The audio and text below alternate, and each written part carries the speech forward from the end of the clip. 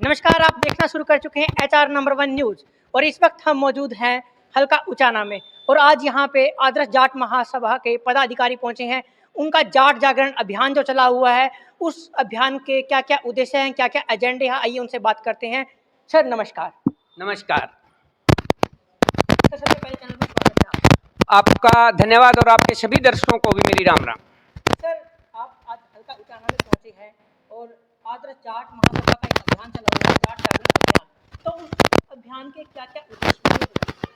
जो आदर्श जाट महासभा का पूरे हरियाणा में हमने 131 टीमें बनाई हुई हैं और 131 टीमें विभिन्न क्षेत्रों में जाकर ये जाट जागरण अभियान चलाए हुए हैं। उसी एक टीम का नेतृत्व मैं यहाँ करते हुए उचाना में पहुंचा हूं और हम उचाना के सभी गांवों में गए हैं और चौपाल दर चौपाल हम जा रहे हैं, खेत दर खेत हम जा रहे हैं, खेत और खलियान में, मजदूर और किसान में हम जा रहे हैं और अपने इस अभियान को चला रहे हैं। इस अभियान का मुख्य उद्देश्य है कमेरे वर्ग को साथ लेकर लुटेरी शक्तियों को चैलेंज करना है। आज इस देश में सिर्फ दो वर्ग हैं, एक कमेरा वर्ग, एक लुटेरा वर्ग। लेकिन राजनीतिक लोग इस समाज को कभी जाट और नॉन जाट के नाम पर, कभी मराठा और नॉन मराठा के नाम पर, कहीं पटेल और नॉन पटेल के नाम पर, कहीं हिंदू और मुसलमान के नाम पर इस समाज में जहर घोलकर इस समाज को खंडित करना चाहते हैं। हम उनके उद्देश्य कभी भी सफल नहीं होने देंगे। हमारे जागरण अभियान का भी यही मेन उद्देश्य है कि पिछड़ों को, माइनॉरिटी को, वंचितों को, दलितों को, मजदूरों को, किसानों को एकजुट होकर ये बात समझानी है कि कौन उनका हितैषी है और कौन उनके खिलाफ है। रहबरे आजम दीन बंधु चौधरी छोटूराम दो बात कहते थे, एक बोलना ले सीख, दूसरा दुश्मन को पहचान ले। आज की वर्तमान परिस्थितियों में आज ऐसी परिस्थितियां पैदा हो गई हैं कि दुश्मन को पहचानने की जरूरत है। ये जो फंडी लोग हैं ना, जो हमारी सभ्यता को खत्म करना चाहते हैं, जो खाप और खेड़े को खत्म करना चाहते हैं, जो हमारी ग्रामीण परंपराओं को खत्म करके जाट और नॉन जाट, ये नॉन जाट कहां से आ गई भाई? ये नॉन जाट नाम की जाति, ये गैर संवैधानिक शब्द है जो इसका यूज राजनीतिक फायदे के लिए किया जा रहा है। जाट जाति मैं मानता हूं, जाट एक जाति है, ब्राह्मण एक जाति है, और भी अन्य जातियां हैं, लेकिन ये जाट और नॉन जाट, पटेल और नॉन पटेली कहां से आ रही हैं? ये कहां किसकी उपज है? समझना होगा, जरूरत है समझने की और ये गहराई से समझने की जरूरत है। इस देश में गरीब गरीब होता जा रहा है, अमीर अमीर होता जा रहा है। गरीब और अमीर के बीच की जो एक खाई बढ़ गई है, ये भविष्य के लिए, हमारी नस्लों के लिए अच्छी बात नहीं है। हम नस्लों की लड़ाई लड़ रहे हैं, अपनी फसलों की लड़ाई लड़ रहे हैं, हमारे बच्चों के लिए लड़ रहे हैं, हमारी आने वाली पीढ़ी के लिए लड़ रहे हैं। हम लड़ना जानते हैं, हम किसान के बच्चे हैं, हम खेत और खलियान में, मजदूर और किसान में जूझने वाले लोग हैं। मिलकर लड़ेंगे, दलित भाइयों को साथ लेकर चलेंगे, पिछड़े वर्ग को साथ लेकर चलेंगे, वंचित समाज को साथ लेकर चलेंगे, माइनॉरिटी को भी साथ लेकर चलेंगे। ये एक गुलदस्ता है विभिन्न जातियों का, विभिन्न धर्मों का भारत। इस गुलदस्ते को कायम रखते हुए प्यार और मोहब्बत से ये समाज आगे बढ़े, क्योंकि अगर गांव आगे बढ़ेगा तो हल्का आगे बढ़ेगा, हल्का आगे बढ़ेगा तो जिला आगे बढ़ेगा, जिला आगे बढ़ेगा तो मेरा प्रदेश आगे बढ़ेगा, और मेरा प्रदेश आगे बढ़ेगा तो ये भारतवर्ष आगे बढ़ेगा। अगर गांव की अनदेखी की गई तो गांव की अनदेखी अगर आप की गई तो आप विकसित भारत का सपना भी नहीं ले सकते। मेरा देश गांव में बसता है, मेरे देश की आत्मा गांव में बसती है, इसलिए हमने फैसला किया है हम चौपाल दर चौपाल जाएंगे, हम खेत में जाएंगे, हम खलियान में जाएंगे, अपने भाइयों को जागरूक करेंगे। एक हो जा मेरे भाई, एकता के बगैर नहीं हम लड़ सकते, क्योंकि शक्तियां जिसके साथ हम लड़ रहे हैं वो काफी मजबूत हैं और मजबूत दुश्मन को उखाड़ने के लिए हमें एकजुट होना होगा। इसी संकल्प के साथ मैं अपनी वाणी को विराम दूंगा। सर जैसे कि आपका अभियान चला हुआ जाट जागरण अभियान, तो आप लोगों से मिल भी रहे हैं, तो नौजवान बच्चों को, जैसे आपने खाप खेड़ों की बात की, तो जो लोग वंचित है, जो युवा है, उन चीजों को समझ नहीं पाते, संस्कृति से जोड़ने का काम भी आपका अभियान कर रहा है, तो कैसे साथ मिल रहा है आप लोग? देखिए, नौजवान बच्चे हमारी बातों को समझने लग गए हैं कि इस देश में संसाधनों की लूट हो रही है।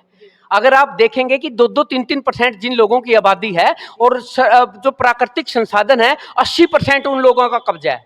2%, 3% उनकी आबादी है और 80% संसाधनों पर उनका कब्जा है। तो कैसे चल पाएगा? अडानी और अंबानी इस देश को नहीं चला सकते। इस देश को मजदूर को संपन्न होना होगा। इस देश को अगर आपने उन्नत बनाना है तो मजदूर और किसान को संपन्न करना पड़ेगा, पिछड़ों को वो आपको संपन्न करना पड़ेगा। जब पिछड़ों के चेहरे पर खुशी होगी, जब मजदूरों के चेहरे पर खुशी होगी, जब दलित भाइयों के घर में खुशी होगी, जब किसान के घर में खुशी होगी, तभी इस देश में खुशी आएगी। सर बनवाड़ा सर, आप मुझे ये बताइए कि अभी विधानसभा के इलेक्शन आने वाले हैं, तो इसमें क्या भूमिका रहेगी आदर्श जाट महासभा की? देखिए, आदर्श जाट महासभा एक गैर राजनीतिक संगठन है, लेकिन अंधा संगठन नहीं है। जब हमें यह दिखाई देगी कि अब बात मरने की आ गई है, तो हम हर उपाय करेंगे और ये उपाय आपको धरातल पर दिखाई भी देंगे। अब की बार हम ऐसे किसी भी व्यक्ति को जो किसान का विरोधी हो, जो मजदूर का विरोधी हो, जो दलित का विरोधी हो, उसे चंडीगढ़ का मुंह नहीं देखने देंगे, ये गारंटी है। हम अपने बड़े बड़े जो हमारे नेता हैं, जो भी हैं समाज में, जिस ढंग से आपने बात पूछी है, मैं भी उस बात को बताना चाहूंगा कि उनको ना मारते हुए, समझदारी से काम लेते हुए, नौजवान बच्चों को समझदारी से काम लेना होगा, हमारे बुजुर्गों को समझदारी से काम लेना होगा, समाज के सरदारों को समझदारी से काम लेना होगा। लेकिन जो एसी कमरों में बैठकर किसान के विरोध की बात करते हैं, मजदूर के विरोध की बात करते हैं, दलित के विरोध की बात करते हैं, पिछड़े के विरोध की बात करते हैं, वो चंडीगढ़ का मुंह हम उन्हें अब की बार देखने नहीं देंगे। सर, मेरा एक सवाल और है, जो आपका आदर्श जाट महासभा है ये और आपका जाट जागरण अभियान है, ये 36 बिरादरी को कैसे सपोर्ट करेगा? देखिए, आदर्श जाट महासभा और जाट जाति एक हर धर्म में पाई जाती है। ये एक नस्ल है, जाति कहने की हम गलती कर देते हैं, ये एक नस्ल है और ये वो नस्ल है जो समूह में रहती है और सभी को साथ लेकर चलने में विश्वास रखती है। आप किसी भी गांव में चले जाइए, हमारे बुजुर्गों ने अपनी जमीन देकर पिछड़े भाइयों को बचाने का काम किया, चाहे तेली भाई हैं, चाहे हमारे पंचाल समाज के भाई हैं, चाहे हमारे ब्राह्मण समाज के भाई हैं, चाहे और भी किसी समाज के भाई हैं। हमने पूरे गांव में सभी जातियों को बचाने का, अपनी जमीन देकर बचाने का काम किया। हम सबको साथ लेकर चलने वाले हैं इसी मिशन के साथ कि सबका विकास हो। लेकिन कैसे हो? कहने से नहीं, ड्रामों और नारों के लिए नहीं, सबके चेहरे पर खुशी हो, सबको हम साथ लेकर चलें। यही जाट महासभा का उद्देश्य है कि हम जैसे पुराने पहले गांवों में था ना, गांवों की अपनी एक आर्थिक स्थिति होती थी, बस अन्न पैदा होता था, उस अन्न को धानक के परिवार में भी जाएगा, दलित के परिवार में भी जाएगा, उस अन्न का कुछ हिस्सा पंचाल के परिवार में भी जाएगा, कुछ तेली समाज के परिवार में जाएगा, कुछ नाई समाज के परिवार में जाएगा।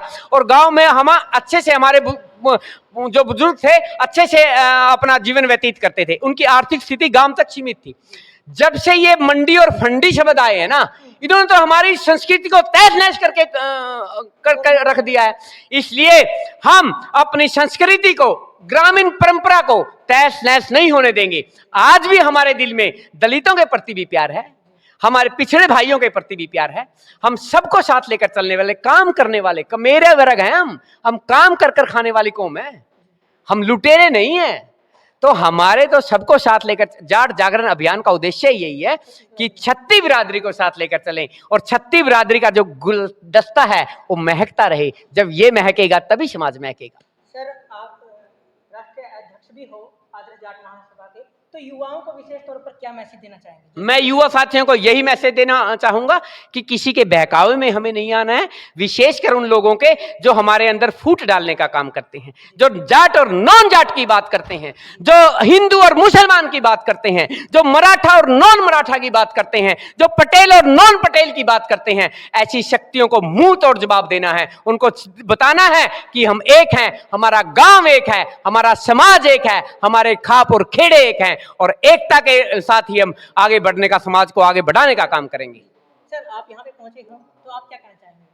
देखिए, हम यही कहना चाहेंगे, जैसे अपने आदर्श जाट महासभा के राष्ट्रीय अध्यक्ष पवनजीत बनवाला ने बताया कि ये जागरूक करने का काम है युवाओं को और छत्तीसगढ़ बिरादरी के लोगों को, ये जागरूक करना कि किसी के बहकावे में ना आकर के, किसी प्रकार की अंधभक्ति में ना आकर के वोटिंग ना करें।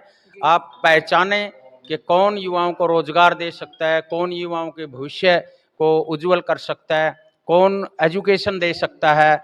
ये फालतू के पाखंडों में कोई भी युवा और कोई भी जो युवा साथी है वो इस प्रकार की हवाई में ना रहे और एक जागरूक बने, शिक्षित बने, जो शिक्षा के क्षेत्र को आगे बढ़ाए और रोजगार को आगे बढ़ाए, महंगाई को कम करे, जो बच्चों के फ्यूचर को सेफ करे। इस प्रकार से जो हमने ध्यान में और जागरूकता का जो परिचय दे करके अगला जो कदम है वो उठाना है।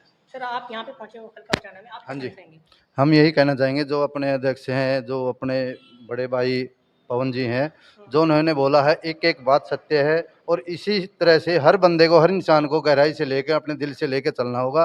किसी भी बहकावे में ना आए, जो भी काम करे सब मिलकर करे। ये जातिवाद है, कोई भी कार्य है, ये किसी को अपना छोटा बड़ा ना बनाए।